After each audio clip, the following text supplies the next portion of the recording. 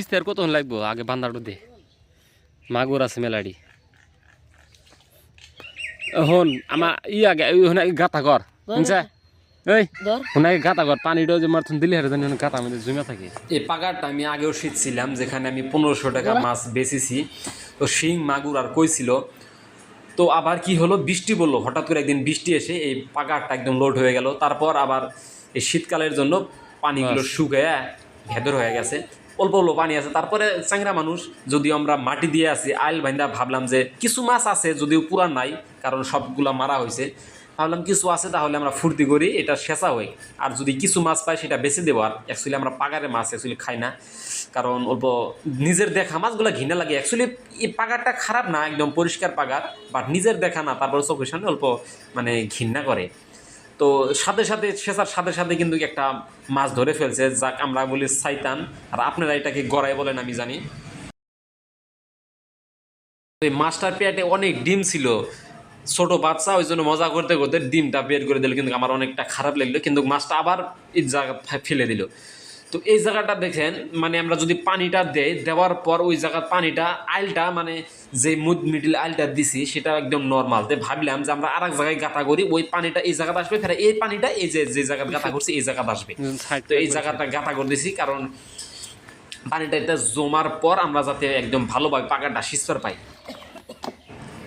তারপর যাই হোক বাড়ির থেকে একটা থালি নিয়ে আসলো আর একটা এটা প্লাস্টিকের একটা বোতল নিয়ে আসলো, এটা মাছ রাখার জন্য। আর থালিটা যে নিয়ে আসে এটা পাকাটা সেচার জন্য। যাই হোক এখানে সেচা শুরু করে দিল। তো দেখা যায় কি হয়, এখানে বানটা আমরা কি দিয়ে দিয়েছি, একটা কলা গাছ আছে আর সাইডে কিছু কাদো মাটি আর এই জায়গা কিছু শুকনা মাটি ছিল, এই মাটি দিয়ে আমরা এই বানটা কিন্তু দিয়ে দিয়েছি। তো এরপর আবারও একটা মাছ ধরলো। এই ছেলেটা যে ছেলেটা দেখতেছেন, যে ছেলেটার নামছে এই জায়গাতে আমরা ভাবছিলাম এই পাকাটা শুই আছে অনেক, কিন্তু ছেলেটার এত সাহস যে সে ভয় খায় না, চাহে মাগুর মাছ হোক। আমি কিন্তু এই পাকাটা নেমেছিলাম মাগুর দেখে এত ভয় খেয়েছি যে আমি লাফ দিয়ে উঠে গেছিলাম, মাগুর তার ধরার সাহস হয় না, কিন্তু এই ছেলেটা একদম ভয় খায় না। যাই হোক সেই মাছ ধরে আছে।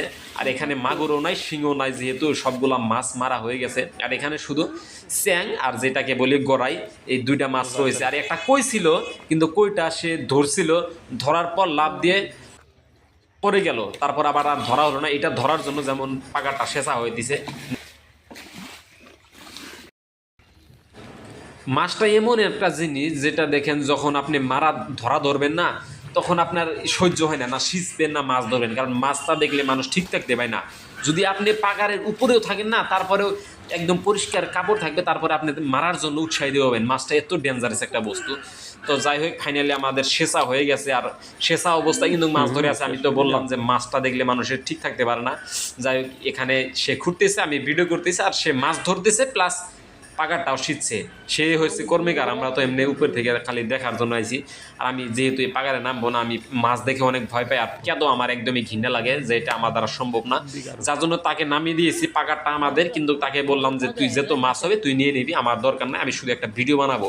আর ভিডিও বানানো আমার অনেক ভালো লাগে, তার জন্য আমি তাকে দায়িত্ব দিয়ে দিলাম।